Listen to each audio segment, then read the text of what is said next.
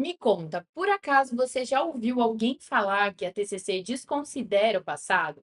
Ela não olha para a infância, ela ignora dados anteriores da vida do paciente, ela foca no aqui e agora? Pois é, essa é uma das maiores confusões que ainda são feitas a respeito da terapia cognitivo-comportamental. E é isso que eu quero esclarecer aqui com vocês hoje. Fica aqui comigo.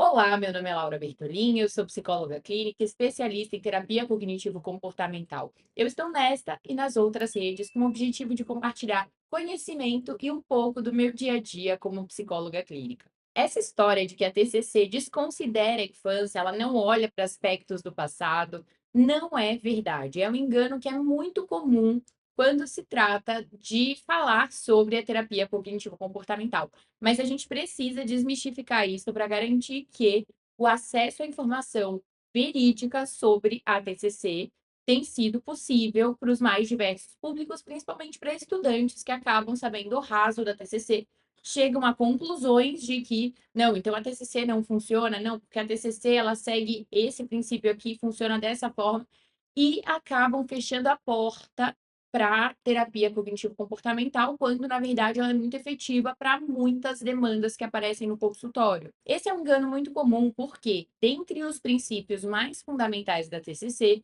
existe um que fala mais ou menos assim, que na TCC a gente vai dar maior enfoque aos problemas atuais da pessoa atendida, as dificuldades atuais, que a TCC dá esse enfoque.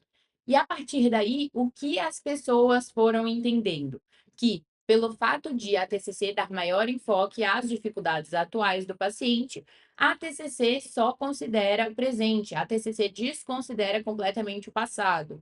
E não é bem por aí, pessoal. O que esse princípio quer dizer? Esse princípio quer dizer algo que, quando a gente estuda a TCC, a gente já sabe. A gente vai querer dar enfoque às dificuldades atuais do paciente, porque a gente quer solucionar as questões que o paciente apresenta em psicoterapia. Então, a gente vai olhar para essas questões.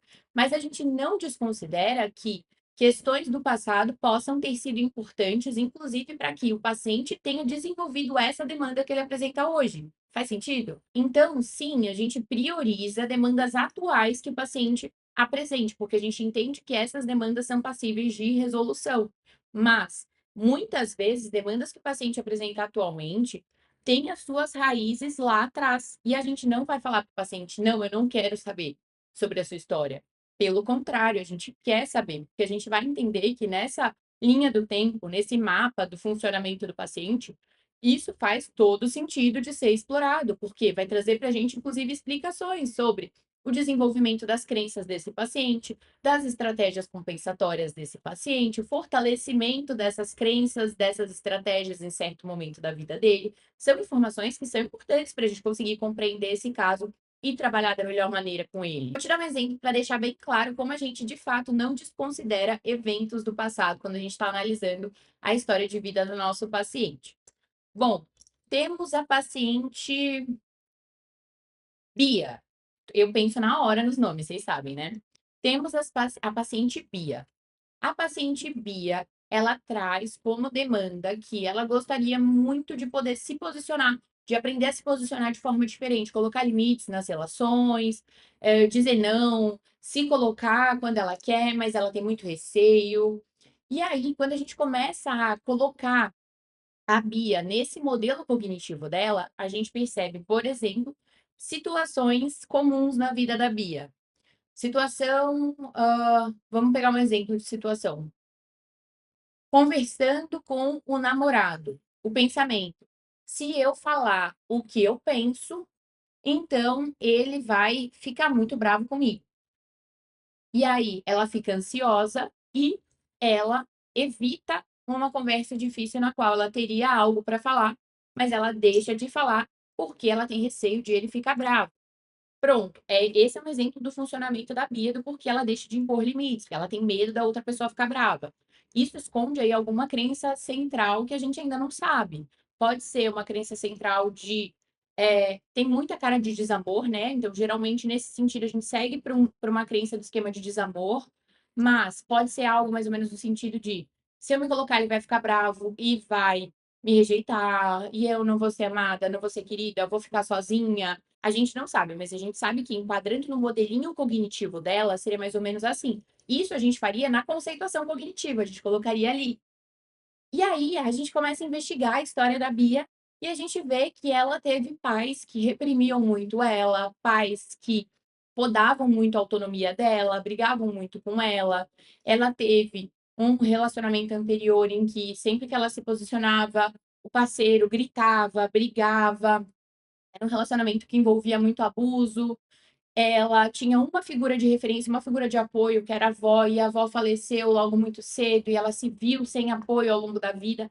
Se a gente for entendendo essas experiências, a gente pode começar a conceituar, começar a hipotetizar como essas experiências influenciaram no desenvolvimento dessa hipótese de crença que a gente tem para a Bia, desse funcionamento que a gente enxerga na Bia, e como essas histórias de vida podem ter fortalecido esse funcionamento que a gente enxerga. Então, a gente não desconsidera de forma alguma, pelo contrário, se a gente for parar para pensar, são pecinhas de um mesmo quebra-cabeça. A gente vai juntando essas pecinhas e elas vão fazendo muito sentido. Ninguém funciona tendo só o seu presente. Ninguém é só o seu presente, só a sua demanda presente, só o seu funcionamento, só a sua realidade presente. Todo mundo teve um passado, todo mundo teve um histórico e esse histórico certamente trouxe a gente para outro lugar. Então, a gente não desconsidera de forma nenhuma. A nossa conceituação cognitiva, ela é muito clara nesse sentido. A gente vai construir as situações, a gente vai entender exemplos de situações em que o funcionamento da paciente ele é ativado e a gente vai hipotetizar sobre as crenças, a gente vai hipotetizar sobre dados relevantes da história de vida, dados precoces, dados mais tardios, né, experiências mais tardias. Por quê? Isso é importante, sim, para a gente entender o paciente, para a gente trabalhar de forma individualizada com o paciente. Então, vocês veem como é um grande engano essa história que se convencionou a respeito da TCC? Isso é algo que eu falo bastante, inclusive, para os alunos da capacitação em TCC. São muitos enganos envolvidos na TCC, ela é muito mais complexa do que o senso comum fala, e é sobre isso também que eu vou tratar no workshop Conceituação Cognitiva na Prática. E, pessoal, a gente investiga esses dados relevantes desde a avaliação inicial. A gente vai entender qual foi o contexto, que informações são importantes da história de vida daquele paciente, qual é o contexto familiar dele hoje, onde ele reside, com quem ele reside, como foi a infância dele. Então, desde esse processo de avaliação inicial, desses primeiros encontros com o paciente, a gente vai investigando também informações importantes sobre a história de vida do paciente, porque de fato é como um quebra-cabeça, a gente vai sempre encaixando essas pecinhas. Então, não tem só presente. Tem o nosso enfoque no presente, mas não desconsiderando o passado de forma nenhuma. Eu espero que tenha ficado claro para vocês que essa história ela não é verídica, nada verídica, e a conceituação cognitiva está aí para provar o contrário. E se você quiser aprender mais sobre conceituação, vai acontecer um evento. O valor é muito simbólico. Nos dias 7 e 8 de junho, às 10 horas da manhã, vão ser 10 horas no total de aulas sobre a conceituação cognitiva na teoria e na prática, para você aprender, inclusive, sobre estudos de caso, a partir de estudos de caso. Eu tenho certeza que vai ser uma experiência muito rica para você que quer se aprofundar na TCC, que quer aprender a individualizar os seus tratamentos. E se for o seu caso, não perde tempo. O lote vira, mas a gente ainda está num lote muito legal. O valor realmente é simbólico para poder abarcar todos vocês. Então, se você tiver interesse em participar, eu vou deixar o link do evento aqui na descrição desse vídeo. Basta você garantir o seu ingresso. E para mim vai ser uma honra poder estar com vocês e falar da TCC de verdade, dessa TCC que dá um quentinho pra gente. Se você gostou desse vídeo, eu vou pedir para você fortalecer o meu trabalho, curtir esse vídeo, comentar aqui se fizer sentido para você, se inscrever aqui no canal. Você ajuda demais o meu trabalho. E eu tô por aqui semanalmente com vídeos novos. Se vocês tiverem indicações também, aceito completamente. Tchau, tchau. Até o próximo vídeo.